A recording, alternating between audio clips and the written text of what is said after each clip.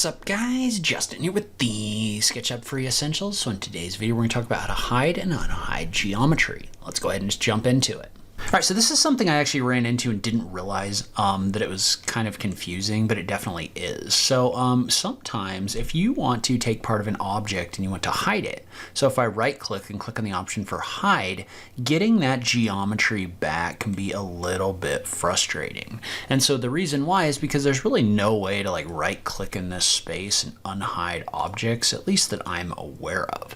So the option to unhide your geometry is buried a little bit on the right hand side under this little option right here under display. And notice how there's an option in here to unhide objects. So for example, I right clicked on this face and I clicked on hide, but if I click on unhide all, what that's going to do is that's going to unhide whatever objects I have selected. So say that I was to select this face, this box, and then this face and hide them, I can get them all back by clicking on the option for unhide all right here. Now there is also an option in here if you've hidden multiple different objects like this to unhide just the last ones, but that one is a little bit tricky to me. So if I come in here and I hide a bunch of different things, for example, then I click on unhide last, notice how it's bringing all of them back. I'm not really 100% sure what the deal is with that. But another thing that you can do is you can also do things like hiding edges. So if I right click on these edges and click on hide, notice how this gives me a smoother result in here, but I can no longer see those edges. Well, if I was to do an unhide all, that's going to bring those edges back. Now, one thing about that is notice how there is an option in here to view both hidden objects and hidden geometry. So what that means is, let's say that I was to hide this whole box, right? I'm going to triple click on it, click on the option for hide. Notice how if I check the box in here for hidden objects, it doesn't actually do anything because that geometry isn't necessarily defined as an object as much as a collection of edges and faces.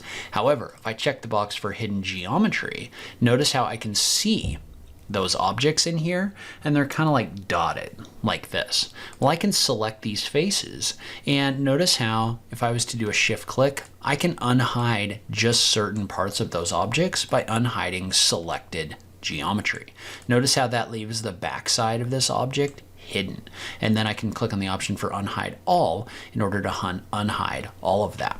Now that gets a little bit interesting because if we have an object like this cylinder, remember, you can't push-pull this surface, right? If I try to push-pull this, it says that this is a curved or smooth surface. It's not going to work. However, if I was to view hidden geometry over here, then I was to use the push-pull tool. Notice I can pick up the geometry associated with those faces and extrude it because those are flat faces inside of SketchUp. So you can't come in here and use this to see hidden parts of objects and additional geometry.